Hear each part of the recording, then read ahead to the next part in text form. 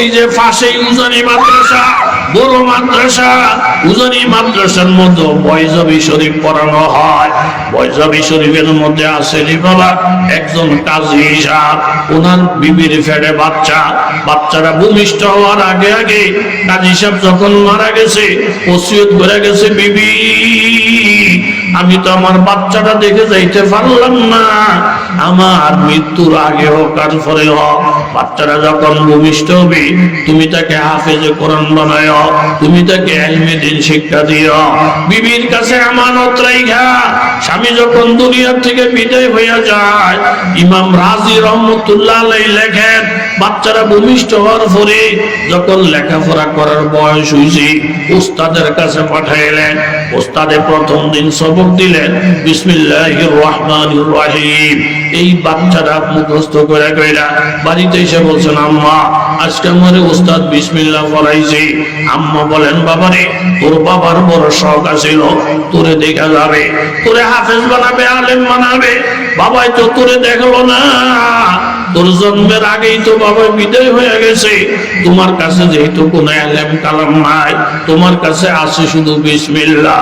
আজকে বাবার কবরটার পাশে দাঁড়াইয়া বাবারে শোনাইয়া শোনাই বলো বাবা আমার কাছে তো কোনো আলেম কালাম নাই, আমি শুধু বিসমিল্লাহ পারি, এই বিসমিল্লাহ সবকটা তোমার বাবারে শোনাইও আর মনে মনে নিয়ত কইরো আল্লাহ গো বিসমিল্লাহ পড়লে যে সওয়াবটা হবে এই সওয়াবটা আমার বাবার কবরে পৌঁছায় দাও। মার কথাটা শুই না শিশু বাচ্চারা বাবার কবরের কাছে দাঁড়াইছে, দাঁড়াইয়া প্রথম দিনের সওয়াব বিসমিল্লাহির রহমানির রহিম বলছে, নিয়ত করছে আসমানের মালিক আমার বাবার বড় স্বপ্ন ছিল আমাকে হাফেজ বানাবে, আলেম বানাবে, আজকে আমার জীবনের প্রথম পড়া বিসমিল্লাহ পড়া, আমি বিসমিল্লাহটা আমার আব্বারে শোনাইছি, সওয়াবটা আমার আব্বার কবরের জন্য আমি নিয়ত করছি। ওই সময় বাবার কবরে কঠিন থেকে কঠিন আযাব চলতেছিল, আল্লাহ তাআলা রহমতের ফেরেশতা পাঠাইয়া দিয়েছে, যা রহমতের ফেরেশতারা চলে যা, একটা শিশু বাচ্চা তার বাবার কবরের পাশে দাঁড়াইয়া বলতেছে আমার নাম রহমান, আমার নাম রহিম, অথচ তার বাবার কবরে আযাব। এটা রহমান রহিমের শান না, রহমতের ফেরেশতারা চলে যাও আমার বান্দার কবরের আযাব মাফ কইরা এই জান্নাতের পোশাকটা পরাইয়া দাও, এই জান্নাতের বিছানাটা বিছাইয়া দাও, আর আমার বান্দাকে বইলা আসো নামটা নাউমিল আরিস। নতুন দুলা যেমন শ্বশুর বাড়িতে ঘুমায়, ও হাফেজের বাবা তুমি এই কবরের মধ্যে একটা ঘুম দাও, 40,000 বছর পার হয়ে যাবে তোমাকে কেউ ডাক দেবে না।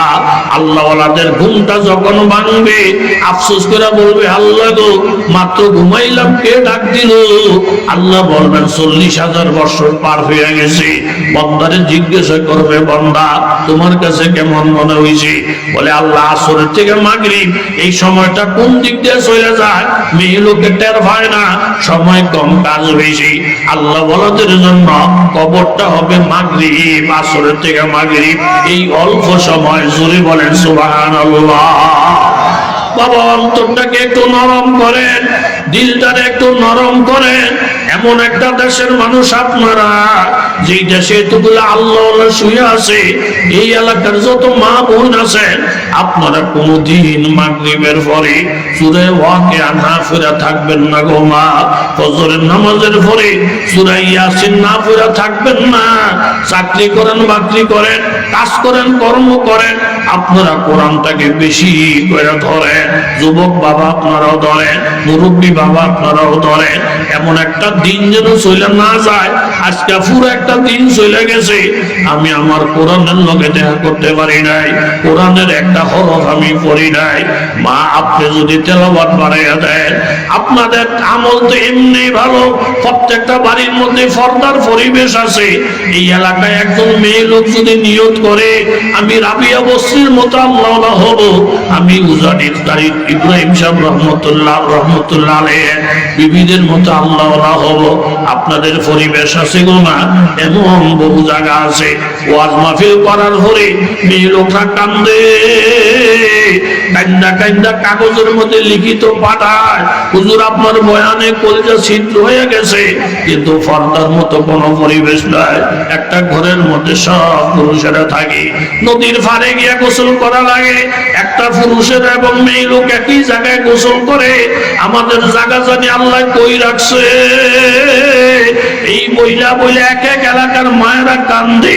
মাগো আপনারা যারা উজানি এলাকা, গরিব হোক আর ধনী হোক, প্রত্যেকটা বাড়ির মধ্যে পর্দার একটা পরিবেশ আছে। একজন পুরুষ লোক দেখলি একটা মেয়ে লোক যদি দৌড় দিয়া ফলাইয়া যায়, পুরুষ লোকটা তার কদর বোঝে, মেয়ে লোকটা ভালো।